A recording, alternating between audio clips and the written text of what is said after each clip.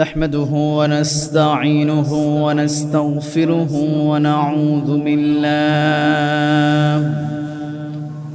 ونعوذ بالله من شرور أنفسنا ومن سيئات أعمالنا. من يهد الله فلا مضل له ومن يضلله فلا هادي له. الذي أرسله بالحق بشيرا ونذيرا وداعيا إلى الله بإذنه وسراجا وقمرا منيرا. فقد قال الله تعالى في كلامه المجيد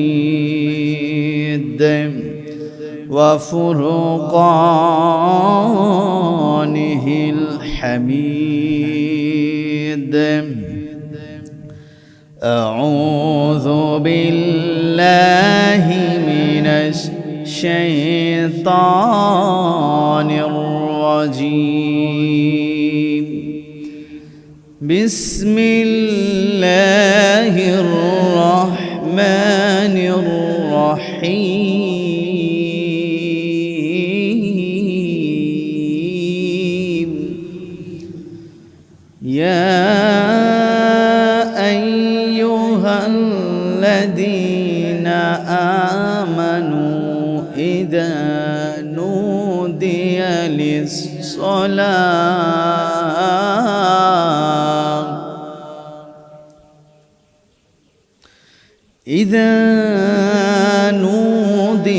للصلاة من يوم الجمعة فاسعوا إلى ذكر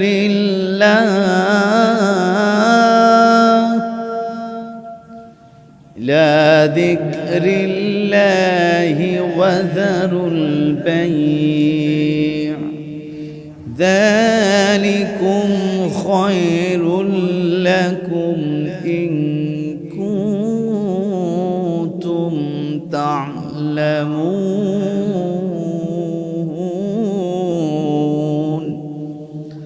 صدقت يا ربنا. সবাই বলুন বালাগাল উলা বিকামালিহি কাশাফাদ দুজা বিজামালিহি হাসানাত জামিউ খিসালিহি সাল্লু আলাইহি ওয়া আলিহি। नहीं दो जहां में मिसाले मोहम्मद जमाले खुदा है कमाले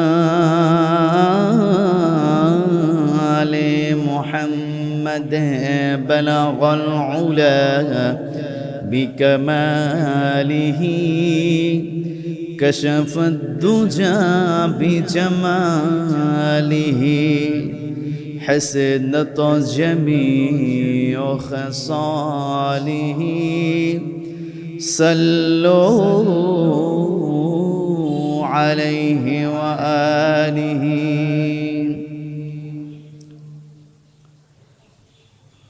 الحمد لله رب العالمين. মুআজ্জাজ মুহতারাম ওয়াজিবুল ইহতিরাম জুল মাজদ ওয়াল ইহতিশাম, আজকে আলোচনা হবে জুমার দিনের আদব সমূহ এবং ফজিলত এবং করণীয় বিমাশিয়াতিল্লাহ ওয়া বিফাদলিল্লাহ ওয়া মা তৌফিক ইল্লা বিল্লাহ।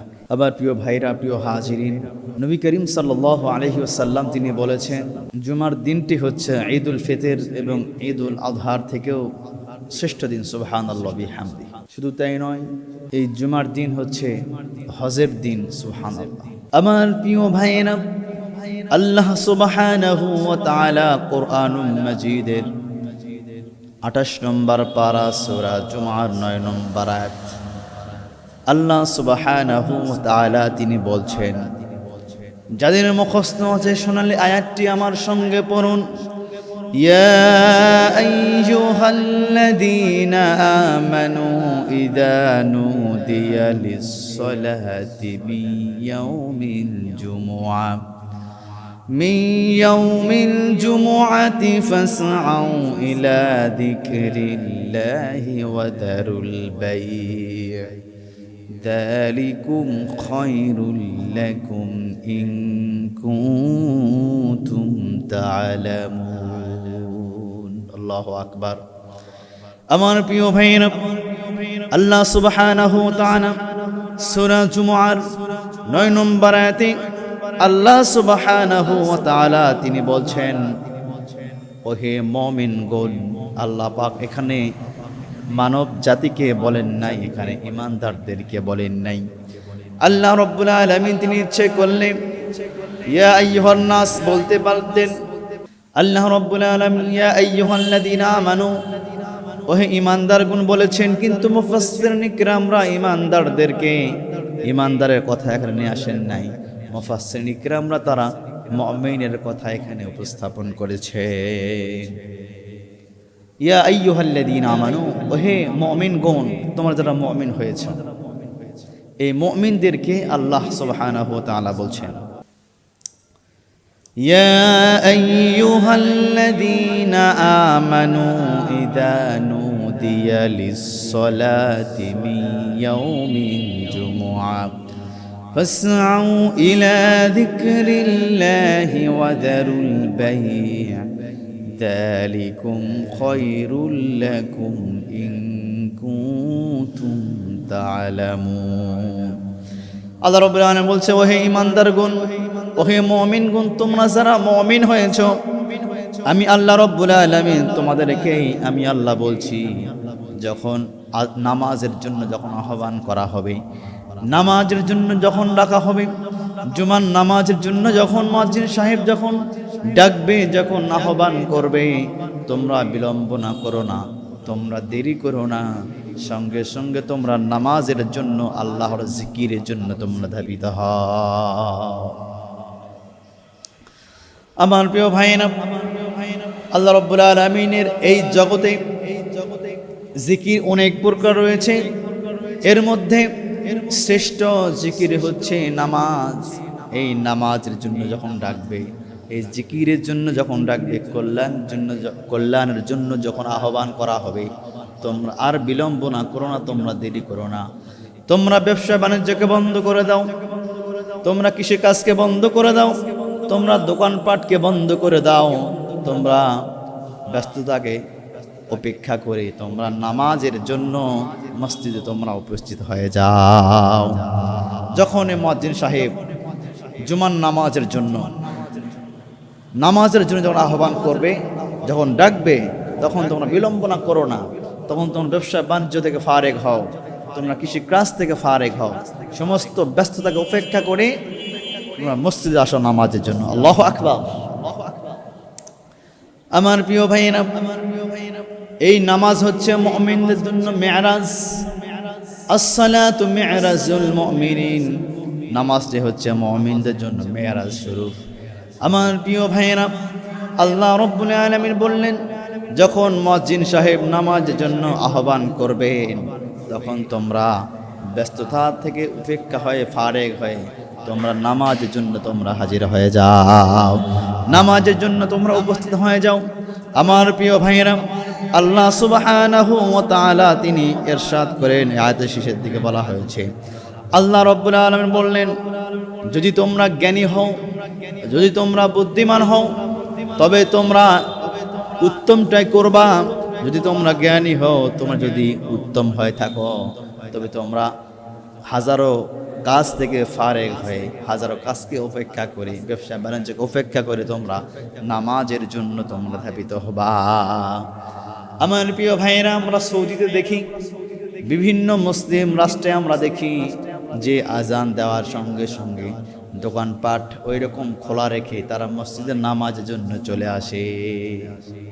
কিন্তু বাংলাদেশে কি এরকম সিস্টেম আছে? বাংলাদেশে এরকম সিস্টেম নাই।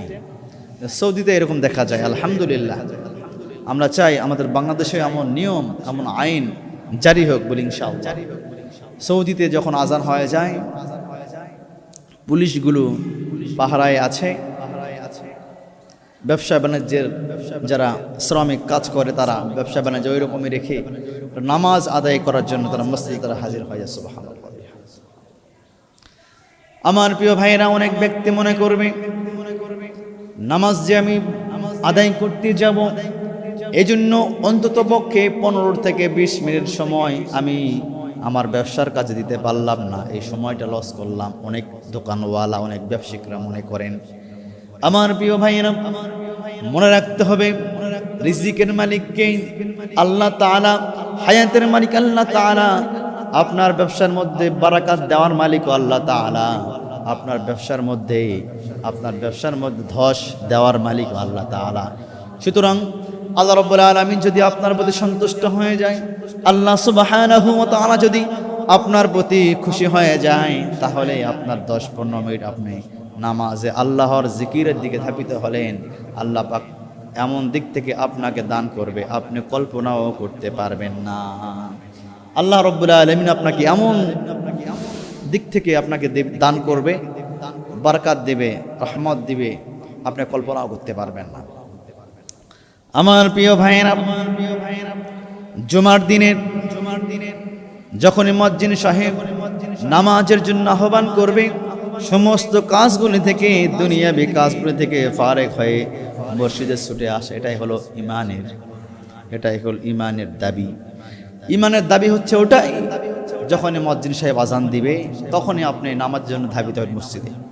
আমার প্রিয় ভাইয়েরা, এই আয়াতকে সামনে রেখে মুফাসসিরিন কিরামরা তারা বলছেন শুধু জুমার দিনেই নয়, শুধু জুমার নামাজই নয়, 5 ওয়াক্ত নামাজ যখন নামাজের জন্য, কল্যাণের জন্য, আল্লাহর জিকিরের জন্য যদি আহ্বান করা হয়, যখন আহ্বান করা হবে তখন তোমরা ব্যস্ততা থেকে উপেক্ষা হয়ে, ব্যস্ততা থেকে ফারেক হয়ে তোমরা মসজিদে আসো, নামাজ আদায় করো।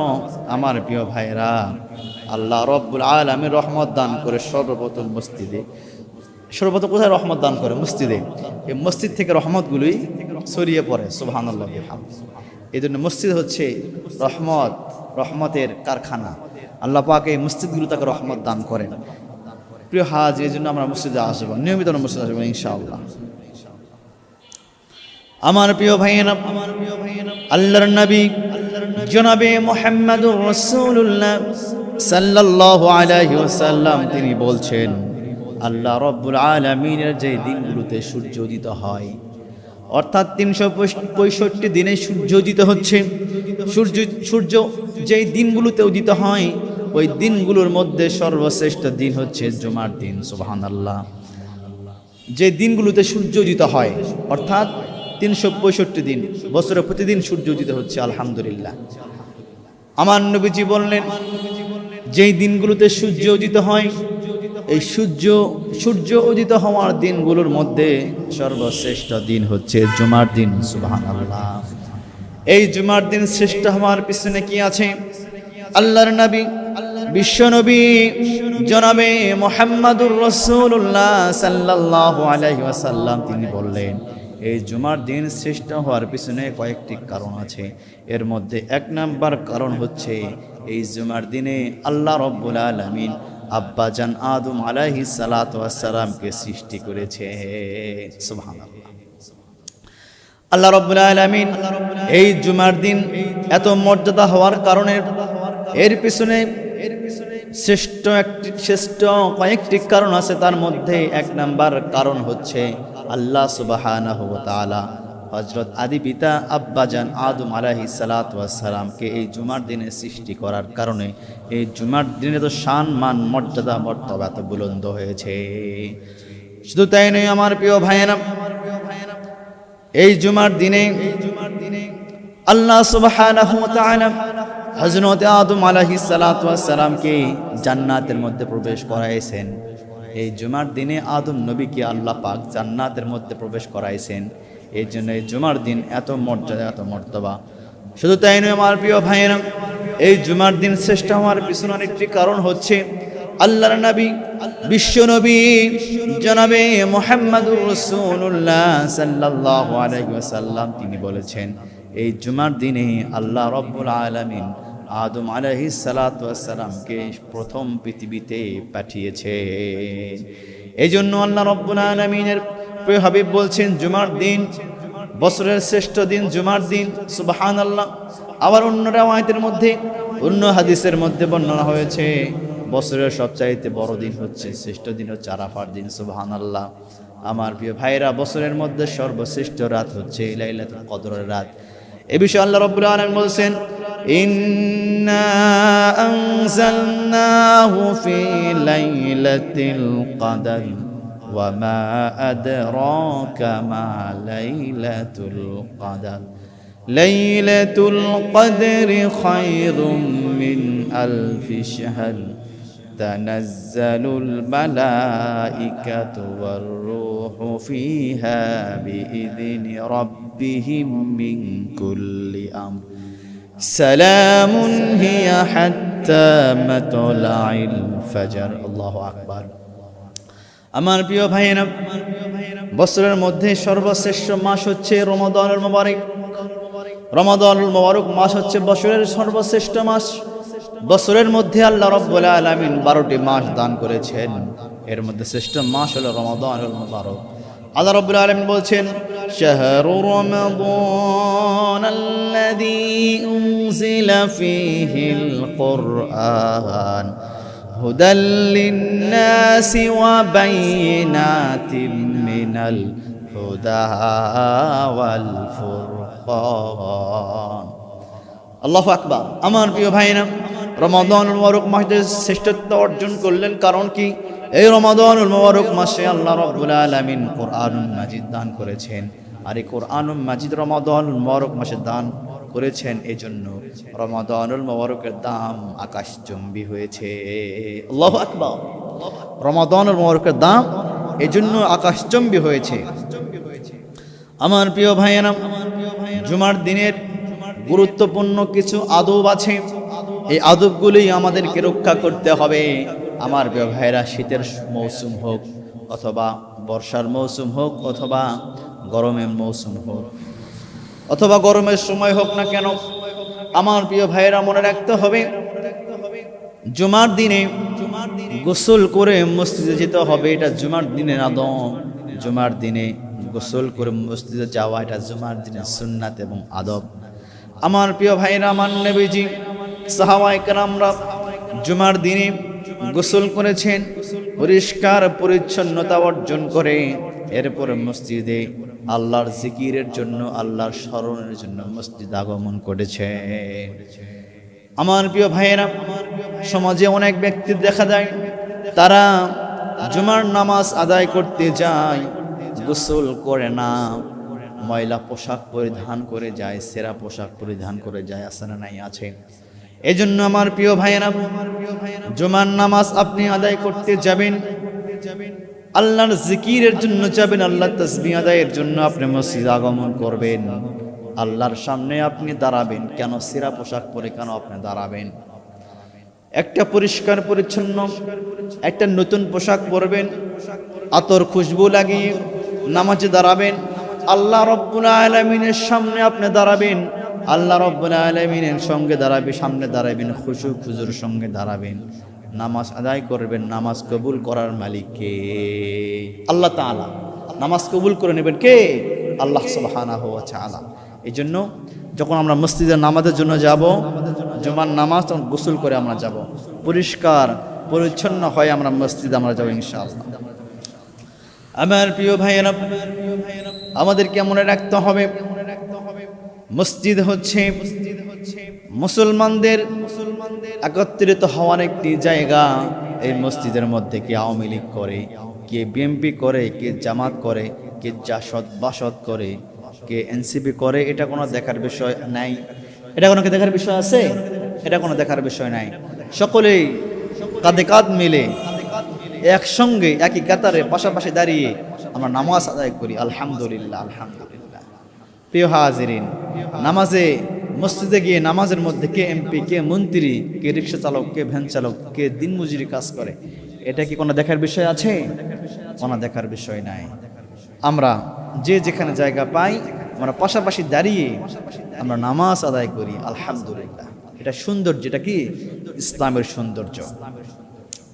আমার প্রিয় ভাইয়েরা, মসজিদে যখন আমরা যাব মিসওয়াক করতে হবে। এই আমাদের এই মুখমণ্ডলটা পরিষ্কার রাখতে হবে, পরিচ্ছন্ন রাখতে হবে। আমার প্রিয় ভাইয়েরা, অনেক ব্যক্তি আছে গুল খেয়ে মসজিদে নামাজ আদায় করতে যায়, তার মুখের এমন দুর্গন্ধ বের হয়, পাশের মুসল্লি শান্তি মতো নামাজ আদায় করতে পারে না। অনেক নামাজি আছে তারা হাকিমপুরি জর্দা দিয়ে পান খায়, মুখ পরিষ্কার না করে মসজিদে যায় নামাজ আদায় করার জন্য। তার পাশের মুসল্লি যে দাঁড়িয়ে সে পান খাইতে পারে না, হাকিমপুরি জর্দাও, তার হাকিমপুরি জর্দার ঘ্রাণও পছন্দ করতে পারে না, অসহ্য হয়। হাকিমপুরি জর্দা খেয়ে নামাজ আপনি পড়তে গিয়েছেন, আপনার পাশের ব্যক্তিটা সে তার হাকিমপুরি জর্দার ঘ্রাণ তার অসহ্য হয়, সে শান্তি মতো খুজুর সঙ্গে নামাজ আদায় করতে পারলো না। অনেক নামাজি তারা সিগারেট খেয়ে আবার নামাজ আদায় করে, দাঁত ব্রাশ মিসওয়াক না করে মসজিদে গিয়ে নামাজ আদায় করছে, তার পাশের মুসল্লি শান্তি মতো নামাজ আদায় করতে পারে না। এরকম ব্যক্তি আছে সমাজের অহরহ। আমার প্রিয় ভাইয়েরা, আপনি সিগারেট খাচ্ছেন আপনার ব্যক্তিগত বিষয়, আপনি হাকিমপুরি জর্দা দিয়ে পান খাচ্ছেন আপনার ব্যক্তিগত বিষয়, আপনি গুল খাচ্ছেন আপনার ব্যক্তিগত বিষয়, কিন্তু আপনি অন্য একজন মুসলমানকে কষ্ট দিতে পারেন না, অন্য একজন নামাজিকে আপনি কষ্ট দিতে পারেন না। এই জন্য আমার প্রিয় ভাইয়েরা, মসজিদে যখনই যাবেন তখনই আপনি মিসওয়াক করবেন, দাঁত ব্রাশ করবেন, করে মসজিদে যাবেন। কারণ মসজিদে আপনার এলাকার মুসল্লিরা নামাজ আদায় করতে আসে, জামাতে নামাজ আদায় করতে আসে।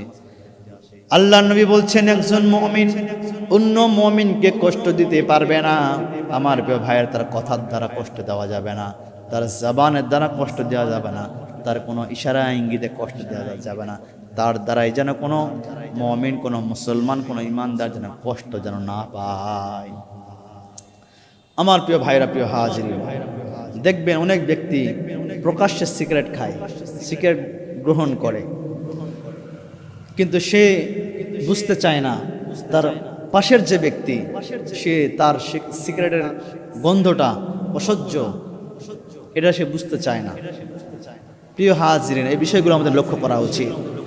সিগারেট খাবেন, লুকো লুকো খাবেন, গোপনে খান, কিন্তু যে ব্যক্তি সিগারেটের ঘ্রাণ দুর্গন্ধটা পছন্দ করে না, আপনার তার সামনে কেন খাবেন? আপনি তো মুসলমান দাবি করছেন, আপনি তো ইমানদার দাবি করছেন, কিন্তু ইমানদার হয় অন্য ইমানদারকে তো কষ্ট দেওয়া যাবে না। আমার প্রিয় ভাইয়েরা, সুতরাং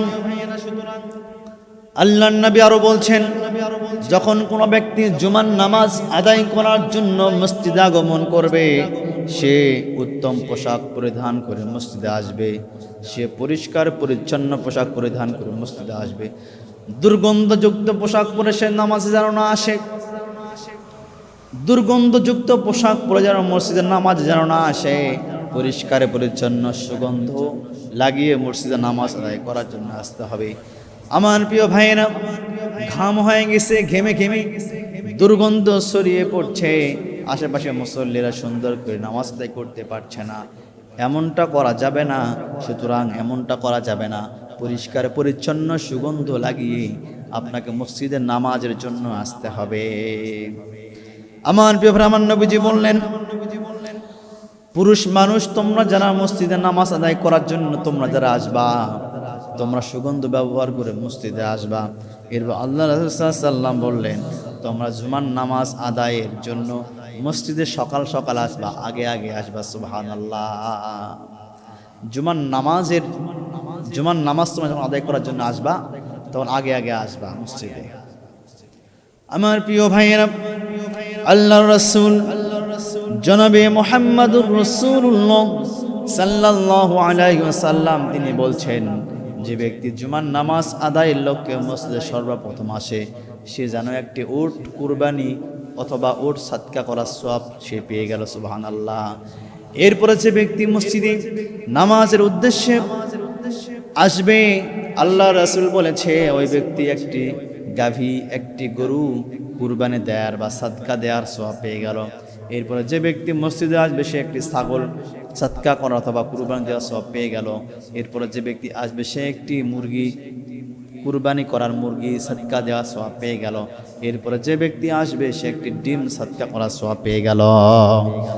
আমার প্রিয় ভাইয়েরা, সুতরাং আল্লাহর নবী, বিশ্ব নবী জনাবে মুহাম্মদুর রাসূলুল্লাহ সাল্লাল্লাহু আলাইহি ওয়াসাল্লাম তিনি বলছেন এই জুমার দিন হচ্ছে হজের দিন। সুতরাং হজের যে একটা বড় একটি মহৎ সওয়াব আছে, বড় একটি সওয়াব আছে, এই সওয়াব আমাদেরকে অর্জন করতে হবে।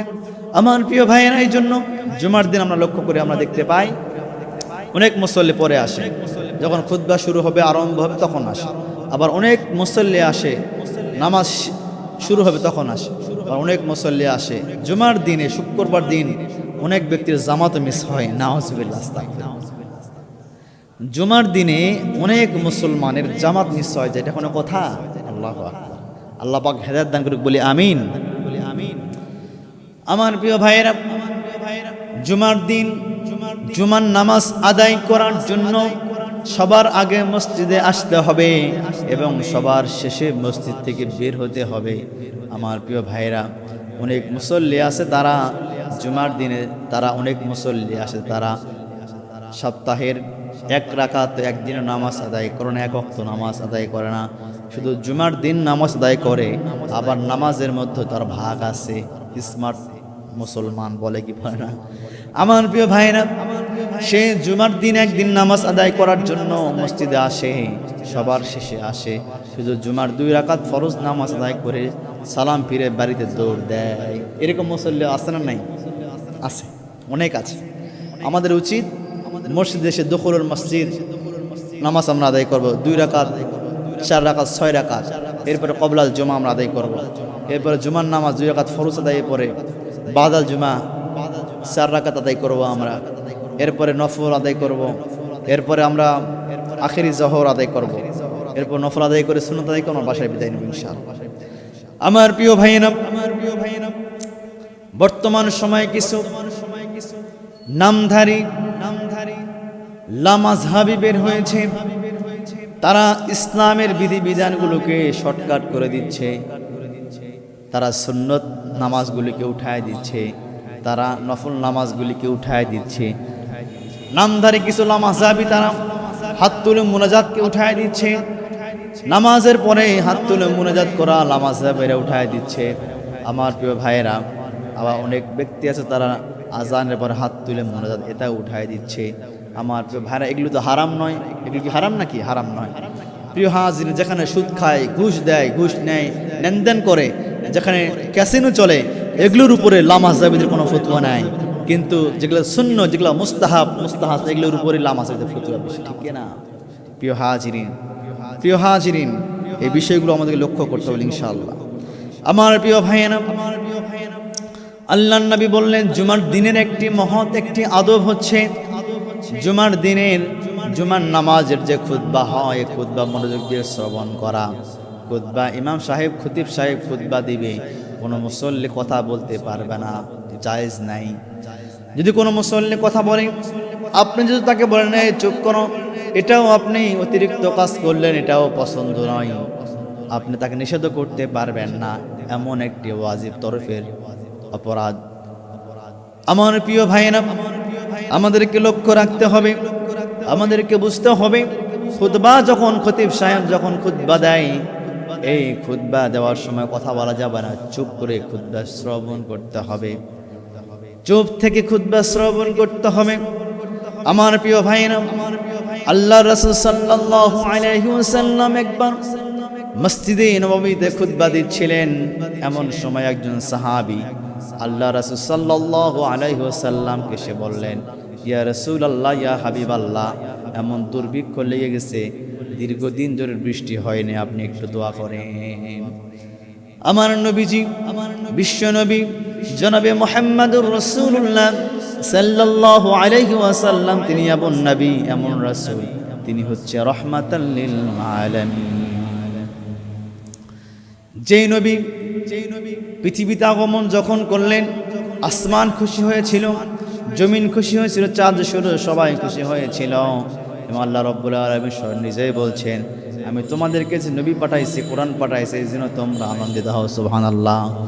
আল্লাহ রাব্বুল আলামিন বলছেন, কুল বিফাদলিল্লাহি ওয়া বিরহমাতিহি ফাবিযালিকা ফালইফরাহু হুয়া খায়রুম মিম্মা ইয়াজমাউন। আল্লাহু আকবার। আমার প্রিয় ভাইয়েরা, আমার নবী যখন পৃথিবীতে আগমন করে সবাই খুশি হয়েছিল, আসমান জমিন চাঁদ সূর্য সবাই খুশি হয়েছিল, বনের হরিণ বাঘ সাপ পোকামাকড় সবাই খুশি হয়েছে, সমস্ত মাখলুকাত খুশি হয়েছিল। আল্লাহ পাক তার নবীকে বললেন, নবী আপনি কি চান উহুদ পাহাড়টা আপনার জন্য সোনায় পরিণত করে দেব? আমার নবীজি কিছু বলেন নাই। আমার নবীর উপর যখন জুলুম করা হয়েছিল, আমার নবীর উপর যখন নির্যাতন করা হয়েছিল, মক্কার কাফের আর কুফফাররা আমার নবীজির উপর যখন জুলুম করতে শুরু করে দিয়েছে, আল্লাহ রাব্বুল আলামিন বললেন, নবী আপনি চাইলে আমি তাদেরকে ধ্বংস করে দেব। আমার নবীজি বললেন, ইয়া রাব্বাল আলামিন, আমি তো ধ্বংস করে দেওয়ার জন্য আসি নাই, আপনি তোমাকে পাঠাইছেন রাহমাতাল লিল আলামিন হিসাবে। ইয়া রাব্বাল আলামিন, আপনি তাদেরকে হেদায়েত দান করুন।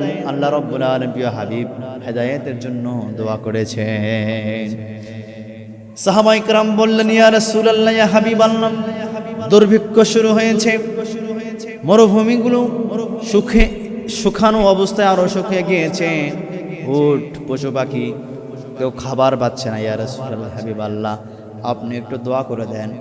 আল্লাহ রাসূল খুতবা সমাপ্তি করলেন, নামাজ সমাপ্তি করলেন, সমস্ত মুসল্লিদেরকে, সমস্ত সাহাবায়ে কেরামদেরকে বসতে বললেন। সাহাবায়ে কেরামরা বসলেন। আল্লাহ রাসূল সাল্লাল্লাহু আলাইহি ওয়াসাল্লাম তিনি বললেন, এই সাহাবারা সবাই হাত তোলো। সবাই হাত উত্তোলন করে আল্লাহর রাসূল বিশ্ব নবী জনাবে মুহাম্মদুর রাসূলুল্লাহ সাল্লাল্লাহু আলাইহি ওয়াসাল্লাম তিনি দুই হাত উত্তোলন করে আল্লাহ রাব্বুল আলামিনের দরবারে দোয়া করলেন। দোয়া করতে দেরি, আসমান থেকে পানি নাজিল হতে দেরি হয় নাই। আল্লাহু আকবার। আল্লাহর নবী দোয়া সমাপ্তি করার পূর্বেই আসমান থেকে ঝুমঝুম করে বৃষ্টি শুরু হয়ে গেল। সব সাহাবারা বাসায় চলে গেল।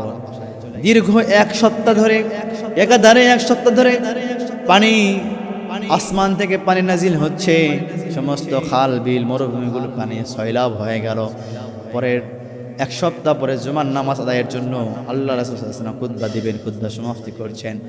এমন সময় একজন সাহাবী দাঁড়িয়ে বললেন, ইয়া রাসূলুল্লাহ, ইয়া হাবিবাল্লাহ, আপনি আল্লাহ রাব্বুল আলামিনের কাছে দোয়া করেন, আমাদের আর পানি লাগবে না।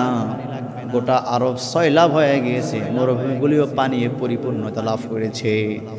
ইয়া রাসূলুল্লাহ, ইয়া হাবিবাল্লাহ, আপনি দোয়া করেন আল্লাহ রাব্বুল আলামিন যেন পানিটা বন্ধ করে দেন। আল্লাহ রাসূল সাল্লাল্লাহু নামাজের পর বসলেন। সমস্ত মুসল্লি, সমস্ত সাহাবায়ে কেরামদেরকে বললেন, সাহাবারা তোমরা বসো। আল্লাহ রাসূল দীর্ঘ 7 দিন পরে আবার দুই হাত আসমানের দিকে উত্তোলন করলেন। আল্লাহ রাব্বুল আলামিনের কাছে দোয়া করলেন। আল্লাহ রাব্বুল আলামিন দোয়া মঞ্জুর করলেন, সঙ্গে সঙ্গে পানি বন্ধ হয়ে গেল। আল্লাহু আকবার। আল্লাহর নবী হাত তুলতে দেরি, দোয়া কবুল হতে দেরি হয় নাই। আল্লাহ রাসূল হাত তুলতে দেরি, পানি বন্ধ হতে দেরি হয় না। সুবহানাল্লাহ বিহামদিহি। আমার প্রিয় ভাইয়েরা, আল্লাহ রাসূল দোয়া সমাপ্তি করলেন, পানি বন্ধ হয়ে গেল। আমার প্রিয় ভাইয়েরা, আল্লাহ রাসূল আমাদের মতো সাধারণ কোনো মানুষ নয়। আল্লাহ রাসূল তিনি অসাধারণ।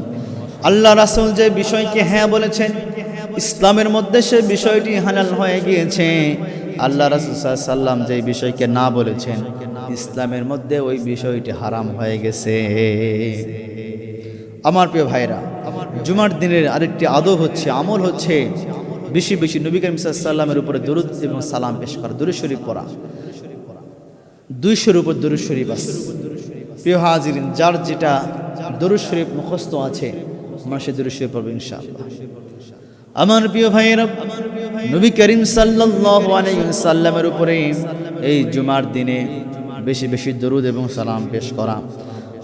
اللهم صل على سيدنا وسندنا وحبيبنا ومولانا محمد صلى الله عليه وعلى آله وأصحابه وبارك وسلم এটাও পড়তে পারেন দরুদ ইব্রাহিমে পড়তে পারেন اللهم صل على محمد وعلى آل محمد كما صليت على إبراهيم وعلى آل إبراهيم إنك حميد مجيد اللهم بارك على محمد وعلى آل محمد كما باركت على إبراهيم وعلى آل إبراهيم إنك حميد مجيد আপনাদের যে দরুদ শরীফ সুবিধা হয় সেটা পড়বেন যাদের দরুদ শরীফ মুখস্থ নাই যাদের দরুদ শরীফ মুখস্থ নাই আপনারা বলবেন সাল্লাল্লাহু আলাইহি ওয়াসাল্লাম সাল্লাল্লাহু আলাইহি ওয়াসাল্লাম সাল্লাল্লাহু আলাইহি ওয়াসাল্লাম এই সাল্লাল্লাহু আলাইহি ওয়াসাল্লাম এটাও কি ছোট্ট দরুদ শরীফ এটাও আমরা পড়ব ইনশাআল্লাহ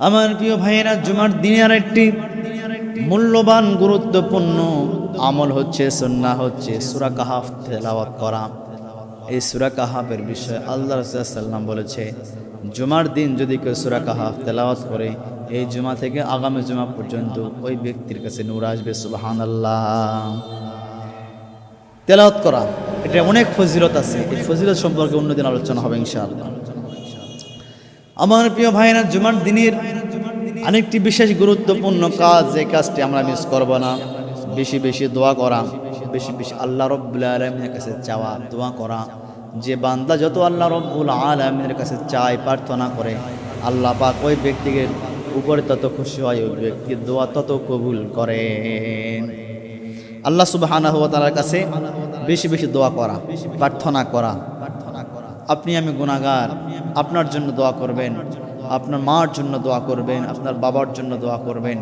আপনার সন্তানের জন্য দোয়া করবেন আপনার পরিবারের জন্য দোয়া করবেন নিজের জন্য দোয়া করবেন সবার জন্য দোয়া করবেন যেহেতু আল্লাহ রাব্বুল আলামিন দোয়া কবুল করবেন আপনার আমার সুবহানাল্লাহ আমার প্রিয় ভাইয়েরা আল্লাহ রাব্বুল আলামিন আমাদেরকে সৃষ্টি করেছেন জাহান্নামে দেওয়ার জন্য নয় আল্লাহ পাক আমাদেরকে সৃষ্টি করেছেন জান্নাতে পাঠানোর জন্য সৃষ্টি করেছেন কাল কিয়ামতের মাঠে কাল মহা মুসিবতের মাঠে আল্লাহ রাব্বুল আলামিন আমাদের নেক আমলগুলো খুঁজবে আমরা কি আমল করছি জান্নাতে দেওয়ার জন্য সুবহানাল্লাহ আল্লাহ রাব্বুল আলামিনের যে 99টি নাম আছে প্রতিটা নামের সুরত ধারণ করবে হাসরের মাঠে আমার প্রিয় ভাইয়েরা মসজিদে আগে যাবার বিষয়ে যে ফজিলতের কথা আমার নবীজি বলেছেন আল্লাহ রাসূল সাল্লাল্লাহু আলাইহি ওয়াসাল্লাম বললেন যদি মুসলমানরা বুঝতো যদি ইমানদাররা বুঝতো যে মসজিদে আগে যাওয়ার কি ফায়দা তাহলে মসজিদে একটা খোরা মানুষ হামাগুড়ি দিয়ে মসজিদে চলে যেত আল্লাহর নবী বিশ্ব নবী জনাবে মুহাম্মদুর রাসূলুল্লাহ সাল্লাল্লাহু আলাইহি ওয়াসাল্লাম তিনি বলছেন যদি কোনো ব্যক্তি লিল্লাহিয়াত আল্লাহ খুশি করার জন্য নামাজের উদ্দেশ্যে মসজিদে আগমন করে আল্লাহ রাব্বুল আলামিন ওই বান্দার কদমে কদমে একটি করে নফল আমল করার সওয়াব আল্লাহ পাক দান করে দেয় সুবহানাল্লাহ যদি কোনো বান্দা আল্লাহ সুবহানাহু ওয়া তাআলার সন্তুষ্ট অর্জনের জন্য আল্লাহ পাকের খুশির জন্য নামাজের উদ্দেশ্যে মসজিদে আগমন করে আল্লাহ রাসূল সাল্লাল্লাহু আলাইহি ওয়াসাল্লাম বলেছে ওই ব্যক্তির প্রতিটা কদমে একটি করে নফল আমলের সওয়াব দান সুবহানাল্লাহ প্রতিটা কদমে তার পায়ের নিচে ফেরেশতারা তাদের পাখা বিছিয়ে দেয় সুবহানাল্লাহ সুবহানাল্লাহ আপনি যতগুলি কদম হেঁটে হেঁটে আসবেন ততগুলি কদম নফল আমল করা নফল ইবাদত করার যে সওয়াব আল্লাহ সুবহানাহু ওয়া তাআলা ওই সওয়াব আপনাকে দান করবে সুবহানাল্লাহ আমার প্রিয় ভাইয়েরা একজন অন্ধ সাহাবী আল্লাহ রাসূল সাল্লাল্লাহু আলাইহি ওয়াসাল্লামকে সে বললেন ইয়া রাসূলুল্লাহ ইয়া হাবিবাল্লাহ আমি তো অন্ধ ব্যক্তি আমি প্রতি ওয়াক্তে মসজিদে আসতে পারি না আমার জন্য কি কোনো রখসদ আছে নাকি ইয়া রাসূলুল্লাহ আপনি একটু বলুন আমি জানতে চাই আল্লাহর নবী জনাবে মুহাম্মদুর রাসূলুল্লাহ সাল্লাল্লাহু আলাইহি ওয়াসাল্লাম তিনি বললেন তোমার জন্য রখসদ আছে তুমি মসজিদে আর আসবা না বাড়িতে নামাজ আদায় করে নেবে যেহেতু তুমি অন্ধ অন্ধ সাহাবী বাড়িতে রওনা হলেন। আল্লাহ রাসূল সাল্লাল্লাহু আলাইহি ওয়াসাল্লাম তিনি ওই অন্ধ সাহাবীকে আবার ডাকলেন, ওই অন্ধ সাহাবী তুমি শোনো, তুমি তো অন্ধ ঠিক আছে, তুমি তো পায়ে হাঁটতে পারো আর আজান তোমার কানে যায়, সুতরাং হে অন্ধ সাহাবী তুমি মনে রাখবে, তুমি যখন আজান শুনতে পাবা আজানের জবাব দিবা এবং মসজিদে এসে তুমি জামাতের সঙ্গে তুমি নামাজ আদায় করবা। আমার প্রিয় ভাইয়েরা, আল্লাহর রাসূল বিশ্ব নবী জনাবে মুহাম্মদুর রাসূলুল্লাহ সাল্লাল্লাহু আলাইহি ওয়াসাল্লাম তিনি অন্ধ সাহাবীর জন্য কোনো রখসত দিলেন না, অন্ধ সাহাবীর জন্য কোনো রখসত দেয় নাই। আল্লাহ রাসূল সাল্লাল্লাহু আলাইহি ওয়াসাল্লাম অন্ধ সাহাবীকেও বলেছে, অন্ধ সাহাবী যেহেতু তুমি আজান শুনতে পাও আজানের জবাব দিবা এবং মসজিদে এসে তুমি জামাতের সঙ্গে নামাজটি আদায় করবা। ওই অন্ধ সাহাবী এরপর থেকে তার বাড়ি থেকে বাড়ির দরজা থেকে মসজিদের দরজা পর্যন্ত একটি সুতা বা একটি দড়ি সে বেঁধে রেখেছে। ওই দড়ি ধরে ধরে ওই অন্ধ সাহাবী প্রতি ওয়াক্তে নামাজ জামাতের সঙ্গে আদায় করার জন্য মসজিদ আগমন করতেন। আল্লাহু আকবার। একটা অন্ধ সাহাবী, এর জন্য কোনো রখসত নাই। আমরা চোখে দেখি আমরা সুস্থ আছি, পা আছে, সব আছে, এরপরও আমরা এমন মুসলমান আমরা নামাজ পড়ি না। আমরা মুসলমান আমরা নামাজ পড়ি না। আমরা মুসলমান আমরা মিথ্যা কথা বলি। আমরা মুসলমান আমরা গীবত করি। আমরা মুসলমান আমরা শাকায়াত করি। আমরা মুসলমান আমরা চকলখড়ি করি। আমরা মুসলমান আমরা বিনা অপরাধে মানুষকে হত্যা করি। আমরা মুসলমান আমরা মেয়েদেরকে মা বোনদেরকে আমরা ধর্ষণ করি। আমরা মুসলমান এমন মুসলমান আমাদের মা বাবাকে বাড়ি থেকে বের করে দেয়, ঠিক কিনা প্রিয় হাজরিন? এটা তো মুসলমানের কাজ হতে পারে না, এটা ইহুদি নাসারা বিধর্মী এদের কাজ হতে পারে, ঠিক কিনা? মুসলমানদের কাজ এমন নয়। এই মুসলমানরা তারা আল্লাহ রাসূলের আদর্শ ফলো করে। আমার প্রিয় ভাইয়েরা, আল্লাহ রাব্বুল আলামিন কুরআনুল মাজিদের 29 নম্বর পারা সূরা কলামের প্রথম দিকে আল্লাহ রাব্বুল আলামিন বলছেন, যাদের মুখস্থ আছে সোনালী আয়াতগুলি আমার সঙ্গে পড়ুন। নুন ওয়াল কলামি ওয়া মা ইয়াসতুরুন মা আনতা বিনি'মাতি রাব্বিকা বিমাজনুন ওয়া ইন্না লাকা লাআজরান গায়রা মামনুন ওয়া ইন্নাকা লাআলা খুলুকিন আযীম ফাসাতুবসিরু ওয়া ইউবসিরুনা বিআইয়িকুমুল মাফতুন। আল্লাহু আকবার। আল্লাহ সুবহানাহু ওয়া তাআলা তার নবীর বিষয়ে বলেছেন, আল্লাহ রাব্বুল আলামিন পৃথিবীর সূচনা লগ্ন থেকে শুরু করে শেষ পর্যন্ত আদম সাফিউল্লাহ থেকে সারহুল্লাহ পর্যন্ত কোন নবীর বিষয় আল্লাহ রাব্বুল আলামিন এমন সার্টিফিকেট দেন নাই। কিন্তু আল্লাহ রাব্বুল আলামিন তার আখির জামানার নবী মুহাম্মদ সাল্লাল্লাহু আলাইহি ওয়াসাল্লামের বিষয়ে আল্লাহ রাব্বুল আলামিন বলেছেন, নবী আপনি উত্তম আদর্শের উপরে রয়েছেন। আল্লাহু আকবার। আমার নবীজি উত্তম আদর্শের উপর রয়েছেন, সুতরাং আমার নবীজিকে অনুসরণ করতে হবে, আমার নবীকে ফলো করতে হবে, আমার নবীজির অনুকরণ করতে হবে। আমার প্রিয় ভাইয়েরা, মনে রাখতে হবে খুতবা যখন দিবে খতিব সাহেব, এই খুতবা দেবার সময় মোবাইলে স্ক্রিন টাচ করা যাবে না, মোবাইল টিপাটিপি করা যাবে না, এই মোবাইল দেখা যাবে না। আমার প্রিয় ভাইয়েরা, খতিব সাহেব যখন খুতবা দিবেন, এই খুতবা যখন দিবেন এই সময় কথা বলা যাবে না। এই সময় অন্য মনস্ক না হয়ে ইমাম সাহেব খতিব সাহেবের দিকে তাকিয়ে মনোযোগ দিয়ে খুতবা শুনতে হবে। আমার প্রিয় ভাইয়েরা, আল্লাহর নবী বিশ্ব নবী জনাবে মুহাম্মদুর রাসূলুল্লাহ সাল্লাল্লাহু আলাইহি ওয়াসাল্লাম ওই সময় সাহাবী ছিলেন।